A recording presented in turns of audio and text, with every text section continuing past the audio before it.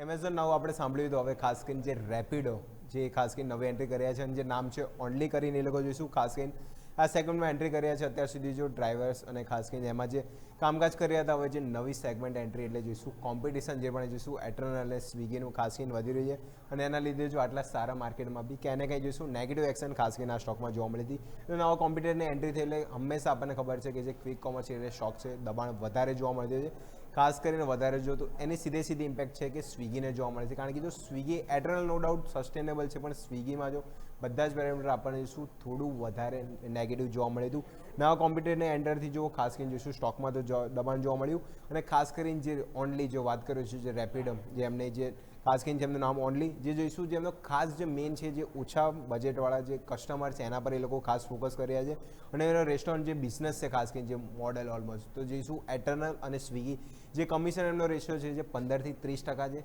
જ્યારે ઓનલી જે રેપિડોનું જે ખાસ કરીને છે એ લોકો 0% કમિશન બેઝ મોડલ ઉપર કામકાજ જે એન્ટ્રી કરી રહ્યા છે એટલે શું સીધું કોમ્પિટિટર એના લીધે અહીંયા ખાસ કરીને રેપિડોને જોવા મળશે સ્વિગી ઝોમેટો રેસ્ટોરન્ટ પાસે જો ઓલમોસ્ટ અત્યારે જોઈશું રેસ્ટોરન્ટ રેશિયો નો ડાઉટ અત્યારે વધારે છે પણ નવી એન્ટ્રી જે 0% કમિશન મોડલ છે એના લીધે ક્યાંય ને ક્યાંય કોમ્પિટિશન થોડું વધારે અહીંયાથી જોવા મળશે અને પહેલાં જે કામ કરી રહ્યા છે ખાસ કરીને જે બાઇક અને ટેક્સી ડ્રાઈવર એનો સીધો ફાયદો છે અહીંયાથી રેપિડોને થતો જોવા મળશે કોસ્ટ ઓછી કરવામાં બી સીધી હેલ્પ અહીંયા થશે અને જે શરૂઆતના 3 મહિનામાં જો જે 15% જે પાર્ટનર રેસ્ટોરન્ટ ખાસ કરીને અહીંયાથી સીધા જોડાય છે એટલે એક જે પ્લસ પોઈન્ટ છે જે શરૂઆતમાં જ એમને જો 15% પાર્ટનર્સ જે ખાસ કરીને જે રેસ્ટોરન્ટમાં જોડાય છે છેલ્લા 3 મહિનામાં જો કંપનીને આપણે ડાઉનલોડ્સ નંબર બી જોઈએ તો ઓનલીના જોઈશું 10 લાખ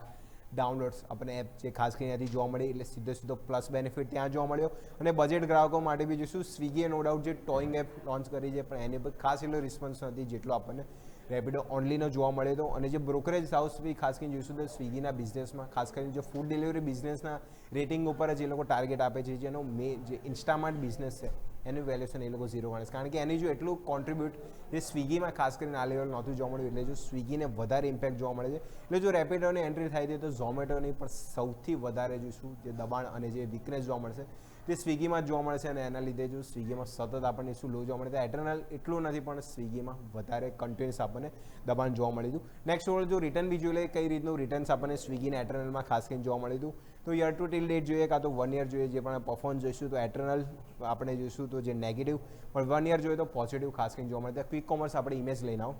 ખાસ કરીને ત્યાં આપણે જોઈશું ઇમેજ આપણે ખાસ કરીને જે ડેટા તમારી સામે છે એટર્નલ 1 યર તો જો સસ્ટેનેબલ પોઝિટિવ હોય છે પણ સ્વિગી તમે કમ્પેર કરો તો ડબલ ડિજિટ ઓલમોસ્ટ જોઈશું 37% અને 1 યર 38% આજુબાજુ અને જો ઓલ ટાઈમ હાઈથી બી કહું તો સ્ટોક ઓલમોસ્ટ જો તો 55% આજુબાજુ કરેક્ટ છે એટલે સ્વિગીને ક્યાં ને ક્યાં જો ક્વિક કોમર્સ નવી એન્ટ્રી થાય છે તો વધારે આપણને છે દબાણ જે સ્વિગીમાં ખાસ કરીને જોવા મળી શકે યમિત